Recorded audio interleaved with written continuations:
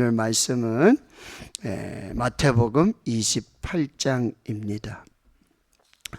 28장 1절부터 오늘 10절까지의 말씀을 보겠습니다. 마태복음 28장 1절부터 10절까지의 말씀 우리가 함께 한 목소리로 읽겠습니다. 안식일이 다 지나고 안식 후 첫날이 되려는 새벽에 막달라 마리아와 다른 마리아가 무덤을 보려고 갔더니 큰 지진이 나며 주의 천사가 하늘로부터 내려와 돌을 굴려내고 그 위에 앉았는데 그 형상이 번개 같고 그 옷은 눈같이 희건을 지키던 자들이 그를 무서워하며 떨며 죽은 사람과 같이 되었더라. 천사가 여자들에게 말하여 이르되 너희는 무서워하지 말라. 십자가에 못 박히신 예수를 너희가 찾는 줄을 내가 아노라. 그가 여기 계시지 않고 그가 말씀하시던 대로 살아나셨느니라. 와서 그가 누우셨던 곳을 보라.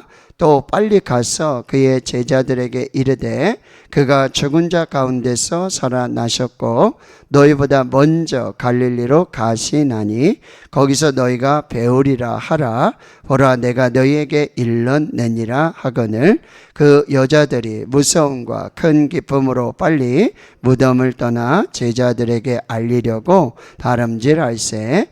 예수께서 그들을 만나 이르시되 평안하냐 하시거늘 여자들이 나아가 그 발을 붙잡고 경배하니 이에 예수께서 이르시되 무서워하지 말라. 가서 내 형제들에게 갈릴리로 가라 하라. 거기서 나를 보리라 하시니라. 아멘. 지난 주일에 오후에 2025년 대구 부활절 연합예배가 있었습니다.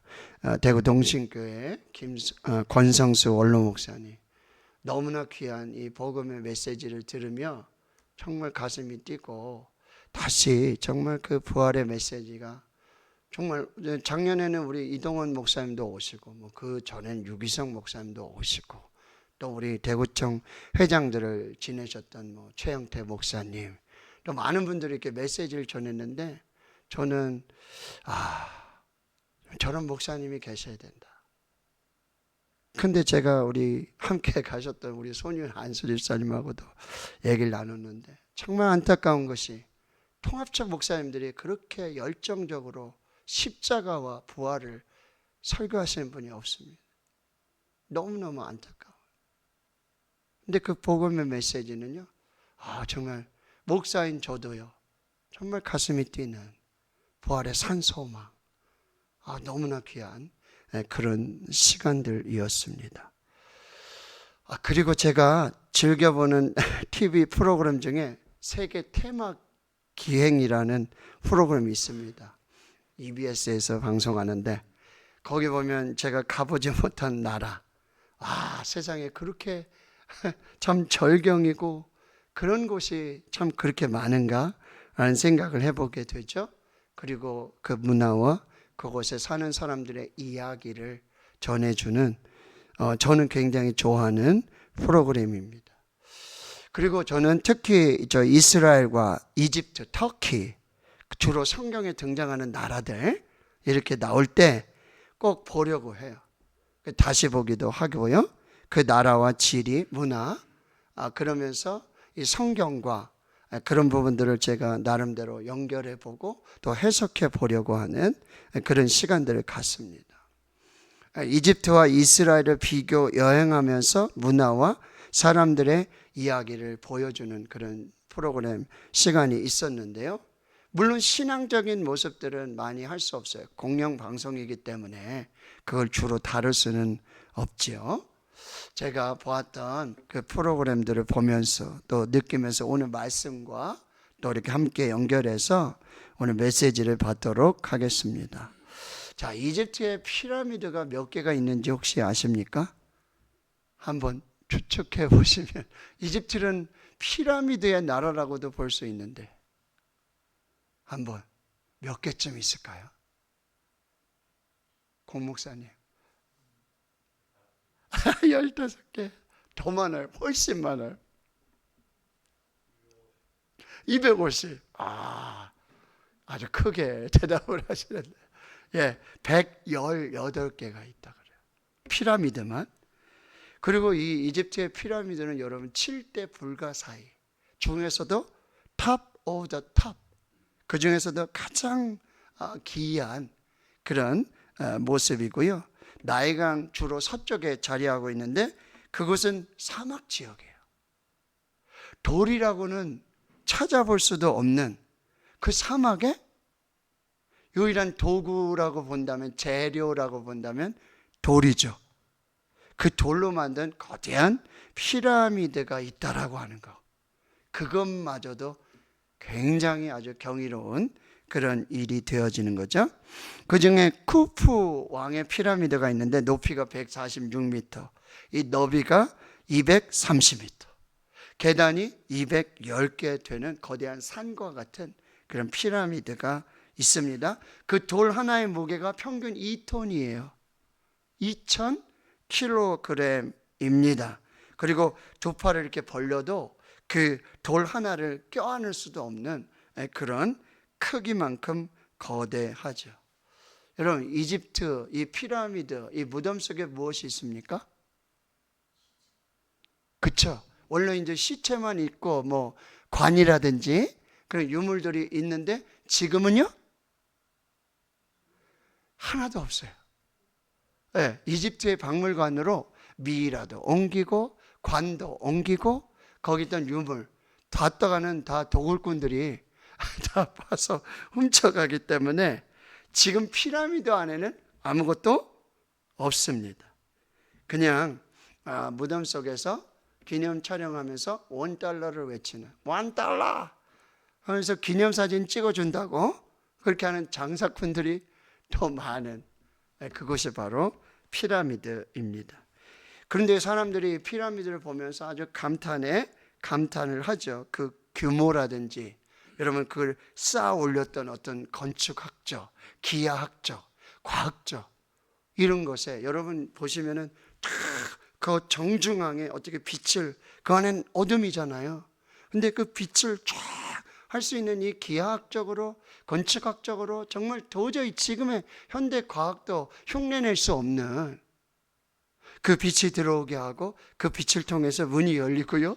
그리고 정말 그 미라가 쫙 비춰지는, 도저히 정말 상상할 수 없는 그런 일들이 일어나게 되는데 참 그 피라미드를 보면서 대단하다는 생각을 해요. 그런데 여러분, 우리가 그냥 생각해 봤을 때 그냥 피라미드는 뭐죠? 사실은 무덤이죠. 자, 우리나라에도 왕릉이라고 있잖아요. 왕의 무덤들이 있는데 그냥 거대해도 그것은 뭐죠? 무덤이라는 거예요. 여러분, 사람이 죽어서 한 평의 무덤에 묻히든지 100평의 무덤에 묻히든지 작은 평수에 묻히면 답답하고 큰 평수에 묻히면 평안할까요? 그렇지 않습니다. 자, 이제 피라미드의 여정을 거쳐서 이제 그 미이라가 있고 관이 있고 유물이 있는 이집트 박물관을 향해 가보도록 하겠습니다. 박물관에 있는 것 대부분이 미이라입니다. 그리고 여러분 관일 뿐이죠. 미이라가 뭐죠? 개나 원숭이, 악어 이런 동물들, 그리고 또 사람의 사체가 썩지 않도록 참 이렇게 향의 재료를 얹어든지 아무튼 기이한 방법으로 그 형태를 보존하게 하는 거예요. 썩지 않게 보존하는 게, 그것이 미이라인데 왜 이렇게 몸을 미이라로, 시체인데 보존하고 있습니까? 이집트의 사상은 영혼 불멸입니다. 영혼은 죽지 않는다는 거예요. 그러니까 어느 날 영혼이 돌아왔는데 자기가 들어갈 몸이 있어야 되는데 그렇지 않으면 자기가 살아날 수 없기 때문에 그 몸을 보존해 놓는 것이지요. 그러면 다시 영혼이 와서 그 속에 들어가서 살게 된다라고 이렇게 믿고 있다라고 하는 것입니다. 자, 보세요. 물론 3,000년, 4,000년이 지나고 있지만 이 피라미드를 건축하고 미이라를 만들어서 보존하는 거 참 대단하죠. 근데 그게 사람의 한계라고 하는 것입니다. 그리고 그 여행을 따라가 보면서 제가 느끼는 건 뭐죠? 이집트는 죽음의 문화가 지배하는 나라라고 한다는 거예요. 그리고 죽음을 팔아먹고 사는 나라라는 생각을 하게 되어집니다. 자, 이어서 이어지는 여행지는 이스라엘입니다. 여러분, 이스라엘에도 무덤이 있어요. 대개 돌 무덤입니다. 그리고 예수님의 무덤으로 추정되는 곳이라고 가죠. 근데 예수님의 무덤 역시 이집트의 피라미드와 같이 빈 무덤입니다. 그러나 이집트의 이 피라미드의 빈 무덤과 예수님의 빈 무덤의 의미는 완전히 다르다는 거죠. 뭐죠? 이집트의 피라미드, 이 빈 무덤은 죽은 사람을 미이라로 만들어 놓고 상품하여 전시했기 때문에 빈 무덤이에요. 그런데 예수님의 빈 무덤은 거기서 예수님이 살아나셨고 부활하셨기 때문에 빈 무덤이라는 사실입니다. 이게 우리의 믿음이고 우리의 신앙이에요. 예수님께서 죽음의 권세를 이기시고 부활하셨음을 믿습니다. 우리 이 부활을 믿습니다. 그러나 믿지 않는 사람도 많이 있어요. 왜요? 고정관념이죠. 사람이 죽으면 어떻게 다시 살아날 수 있냐. 이 고정관념 때문에 부활을 믿지 못하는 거죠. 고정관념 왜 생겼죠? 사람이 죽어도 살아난 사람이 없잖아요. 죽으면 끝이잖아요. 그러니 죽은 사람은 절대 살아날 수 없다. 이 고정관념이 생겨나게 된 것이고요. 사탄은요, 사람은 한 번 죽는 것으로 끝난다, 끝이다 라고 계속해서 우리에게 그 생각을 또 주입하고 있다라고 하는 거죠. 그러나 우리의 인생의 경험도 사탄의 유혹도 여러분 예수 그리스도의 부활하심을 막을 수가 없어요. 예수 그리스도는 이 죽음과 사망의 권세를 이기시고 부활하셨는 줄로 믿습니다.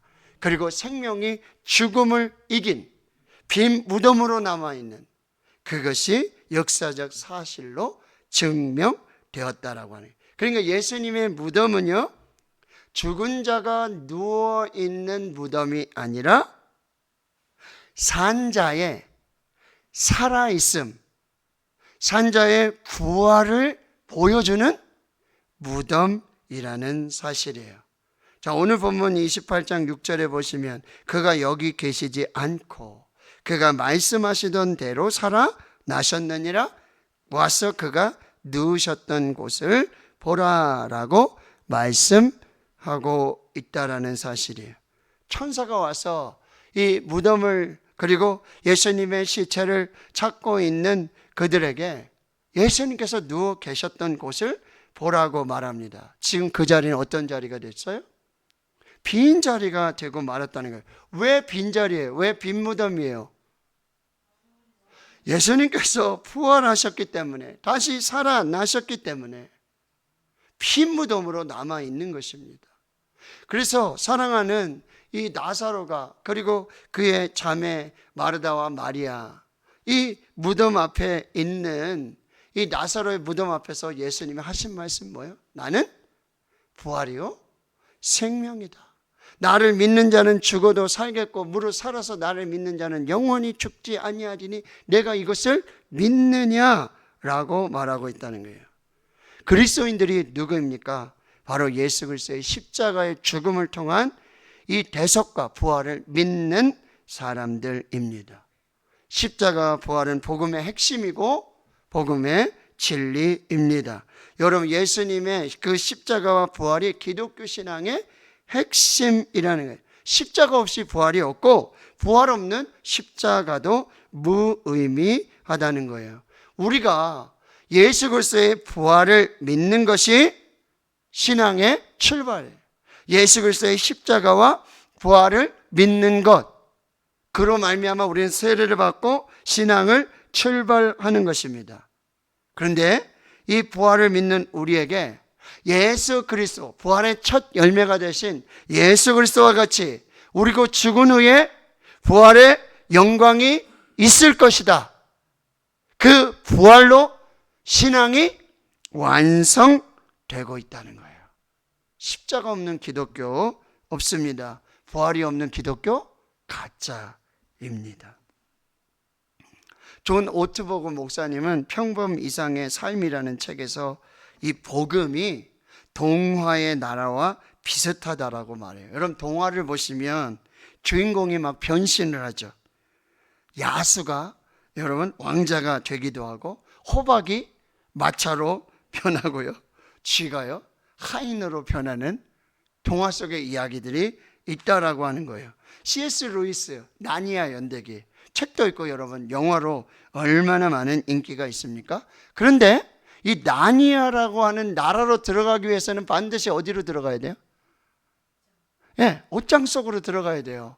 옷장 속으로 들어가야지만 이 나니아라고 하는 이 나라로 들어갈 수 있다는 거죠. 여러분 루이스 캐롤 이상한 나라의 앨리스 토끼 이야기 아시죠? 그러면 이 앨리스는 반드시 어디로 들어가야 돼요?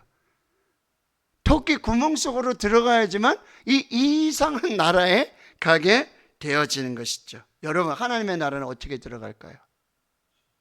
십자가와 부활로 들어가는 것입니다. 십자가와 부활을 통과해서 하나님의 나라로 들어간다라는 사실이에요. 사도 바울이 갈라디아서 2장 20절 내가 그리스도와 함께 십자가에 못 박혀 한다니 그런즉 이제는 내가 사는 것이 아니요 오직 내 안에 그리스도께서 사시는 것이라. 이제 내가 육체 가운데 사는 것은 나를 사랑하사 나를 위해 자기 자신을 버리신 하나님의 아들을 믿는 믿음 안에서 사는 것이라. 아멘. 여러분 우리가 왜 예배를 생명처럼 목숨처럼 지키는 것입니까? 바로 예수님께서 나를 위해 십자가에 못 박으시고 죽으시고 그리고 부활하시는 그 예수 그리스도를 만나기 위해서 그 십자가와 부활에 참여하는 과정이 뭐예요? 바로 예배라고 한다는 거예요.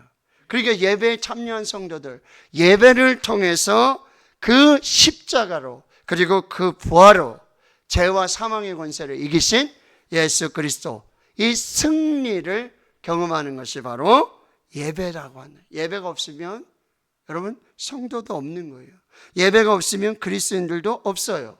그러나 우리는 주님 다시 오실 때까지 그 부활에 참여할 때까지 우리가 놓치지 말고 패하지 않고 계속해서 우리 하나님 앞에 이 예배를 드려야 한다라고 하는 것입니다. 또 믿음은 무엇입니까? 믿음은 현재 상황과 환경의 반응입니다. 그리고 현재 상황과 이 환경을 해석하는 것입니다. 여러분 그런데 예수님의 십자가와 부활에 믿고 참여하는 우리 그리스도인들은 불신자들과 이 반응이 달라야 되고 해석이 달라야 된다는 거예요. 그런데 그 믿음은 여러분 천국 가서 있어야 되는 게 아니라 지금 여기서, 바로 지금 여기서 이 믿음이 필요하다라고 하는 거예요. 여러분 이집트의 피라미드를 보면서 미이라를 보면서 뭐요? 사람은 생명을 영원히 보존할 수 있는 방법도 없고 그런 사람도 없고 불로 장생하고 죽지 않고 영원히 사는 사람도 없고 그런 약도 없고 그런 어떤 방법도 없다라고 하는 것입니다. 사람이 아무리 노력해도 영생을 할 수가 없어요. 아무리 큰 권력을 가지고 있고 아무리 많은 그런 권세를 가지고 있다 해도 절대로 영생할 수 없어요. 오직 부활하신 십자가에서 죽으시고 부활하신 예수님을 통해서 이 예수님만이 우리를 영원한 생명으로 인도하고 그 하나님의 나라에 영원한 생명을 살게 하시는 줄을 믿습니다. 여러분 이집트에서 이스라엘로 넘어가는 길이 어떤 길이에요? 광야의 길입니다. 그리고 이스라엘에도 광야가 있고 이집트에도 광야가 있어요. 같은 광야예요. 그러나 이집트의 광야는 척박합니다. 물도 없고 풀 한 폭이 없습니다. 그러나 여러분 이스라엘의 광야는 어때요? 야자수가요. 여리고만 해도 봐요. 야자수가 대추 야자가 농장을 이루는 생명의 땅으로 바뀌었다라고 하는 거예요. 여러분 이렇게 호수 같은 걸로 계속 물을 공급해 주기 때문에 야자수가 자라고 대추 열매가, 대추 야자가 얼마나, 여러분 세계에서 가장 맛있는 바로 이스라엘산 대추 야자를 우리가 먹게 되어지는 거죠. 여러분 이집트와 이스라엘의 국민소득이 15배 차이가 납니다. 물론 어디가 훨씬 잘 삽니까? 이스라엘이 훨씬 더 잘 살죠. 이집트와 이스라엘은 경제적 차이만 있는 게 아니에요. 그런 경제적 차이를 가능케 한 것이 뭐예요? 신앙의 차이예요. 죽음에서 끝나는, 죽음을 팔아먹는, 죽음을 사는 그 나라와 부활과 생명을 사는 이 믿음과 신앙과 이 믿음 문화를 가진 나라는 절대로 다르다라고 하는 거예요. 이집트는 피라미드를 만들고 미이라를 만들고 영원 불멸 사상을 만들었지만 죽음을 파는 땅이에요. 그러나 이스라엘은 예수 그리스도의 십자가와 부활과 영생, 생명을 전하는 땅이 되고 있다라고 하는 거예요. 여러분 이스라엘의 크기가 얼마 정도 되는지 아세요? 우리나라 충청북도 정도밖에 안 돼요. 그만한 사이즈밖에 안 돼요. 그런데 여러분 지금 그 주위에 많은 중동의 나라가 있고요, 아랍의 나라가 있잖아요. 함부로 어떻게 할 수 없는 그런 나라. 여러분 노벨상을 받은 사람들 중에 이 유대인이요 68%. 이러한 초강대국, 1948년에 우리나라 45년에 여러분 해방하고 독립했잖아요. 이스라엘 2000년 동안 나라를 잃고 디아스포라로 그렇게 살았지만 1948년에 이스라엘이 재건이 되고요, 1973년까지 4번의 중동전쟁이 있었지만 모두 승리하게 되었다라고 하는 것입니다. 왜 진시황제가 불로초를 찾고요, 불사약을 구하고 있습니까? 왜 이집트는 피라미드를 만들고 미이라를 만들었습니까? 왜 김일성, 김정일 부자 미이라가 돼가지고요, 지금 여러분 평양에 있는 금수산 태양궁전에 지금 그렇게 누워 있지 않습니까? 왜요? 영원히 살고 싶은 거예요. 죽지 않고 살고 싶은 거예요. 죽어도 영원히 살고 싶은 그런 욕망이 그 무덤을 만들게 되었다라고 하는 거죠. 오늘 부활의 새벽에, 이 안식구 첫날 새벽에 예수님의 무덤으로 달려가는 이 여인들도 오로지 시체에만 관심을 가지고 있었다는 거죠. 그런데 천사가 이렇게 메시지를 전합니다. 5절이죠. 너희는 무서워하지 말라. 십자가에 못 박힌 예수를 너희가 찾는 줄을 내가 아노라. 그가 여기 계시지 않고 그가 말씀하셨는 대로 살아나셨느니라. 와서 그가 누우셨던 곳을 보라. 또 빨리 가서 그의 제자들에게 이르되 그가 죽은 자 가운데서 살아나셨고 너희보다 먼저 갈릴리로 가시나니 거기서 너희가 배우리라 하라. 보라, 내가 너에게 일렀느니라. 기쁨과 무서움으로 무덤을 떠나서, 빈 무덤을 떠나서, 예수님이 부활하셔서 시체가 사라진 그 무덤을 떠나서 제자들을 알리려고 다름질하고 있습니다. 주님이 말씀하시죠. 평안하냐. 평강을 선포하는 거예요. 두려워하지 말라. 놀라지 말라. 평안하라. 그리고 여러분 경배하며 예수님을 붙잡는 그 여인들에게 무서워하지 말라. 가서 내 형제들에게 갈릴리로 가라. 거기서 나를 보리라. 부활의 메시지를 주고 계신다라는 사실입니다. 올림픽을 보면 여러분 금메달을 딴 선수가 시상대 위에 올라가서 금메달을 목에 걸고 이렇게 월계관을 해가지고 하면은 와 얼마나 감격이 되고요. 네? 내가 마치 금메달을 딴 것 같은 그런 착각이 들 때가 있다라고 하는 것입니다. 그런데 그 금메달이 내 겁니까? 그 승리의 월계관이 내 거는 되지 않는다는 거죠. 근데 여러분 기억하세요. 우리도 모든 사람도 호흡이 있는 모든 사람이 인생을 마치면 죽음의 시상대 위에 오르게 되어지는 거죠. 근데 그 죽음의 시상대 위에서 부활의 금메달을 걸 수 있는 사람은 오직 예수 그리스도의 십자가와 부활을 믿는 사람뿐이라고 하는 거예요. 돈이 많은 사람, 권력이 많은 사람, 좋은 직업을 가진 사람, 그 사람이 아니라는 거예요. 그러니 예수 그리스도의 십자가와 부활은 관람용이 아니라고 하는 것입니다. 예수 그리스도의 십자가와 부활은 실제입니다. 사실입니다. 그리고 그 십자가와 부활을 통해 저와 여러분도 그 부활에 참여하는 역사를 이루게 되는 거죠. 이 부활은 현재성과 미래성이 있어요. 현재는 뭐죠? 우리 예수 그리스도의 부활은 이 현실에서 지금 여기에서 죄와 사망의 권세를 이기신 그 예수 그리스도의 십자가와 부활을 믿으며 그 능력으로 사는 힘을 우리가 가질 수 있다는, 이게 부활의 현재성이에요. 그러나 여러분, 부활의 장래성, 미래성은 무엇입니까?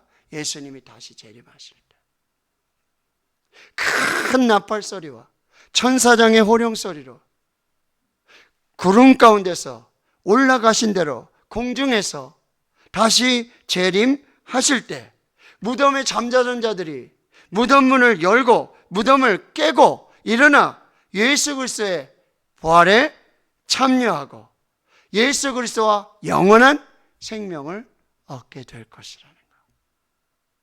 이것이 예수 그리스도의 십자가와 부활을 통해서 십자가와 부활을 믿는 자들에게 우리에게 마침내 이루어질 그 부활의 영광에 참여하여 영생을 살게 되는, 이게 복 중의 복이라는 사실입니다. 예수님의 무덤은 그냥 무덤이 아니에요. 예수님의 무덤 위에 부활의 꽃이 피어난 것입니다. 여러분, 저와 여러분도 죽어서 무덤에 장사될 거예요. 그러나 예수 그리스도의 부활과 십자가와 부활을 믿는 저와 여러분에게 주님이 다시 오시는 그 마지막 날에 저와 여러분의 무덤 위에도 예수님의 빈 무덤 위에 피었던 부활의 꽃과 같은, 영생의 꽃과 같은 부활의 꽃이 피고 그 영생의 축복을 누리게 될 줄을 믿습니다. 이 십자가와 부활 신앙으로 마지막 날에 우리의 무덤 위에도, 우리의 무덤도 빈 무덤이 될 것이고 우리 무덤 위에 예수님의 부활의 첫 열매로 피워내셨던 그 부활의 꽃과 같이 우리 빈 무덤에도 피어나게 돼 그 부활의 꽃을 소망하며 믿음으로 사시는 저와 여러분 될 수 있기를 주님의 이름으로 축원합니다. 아멘.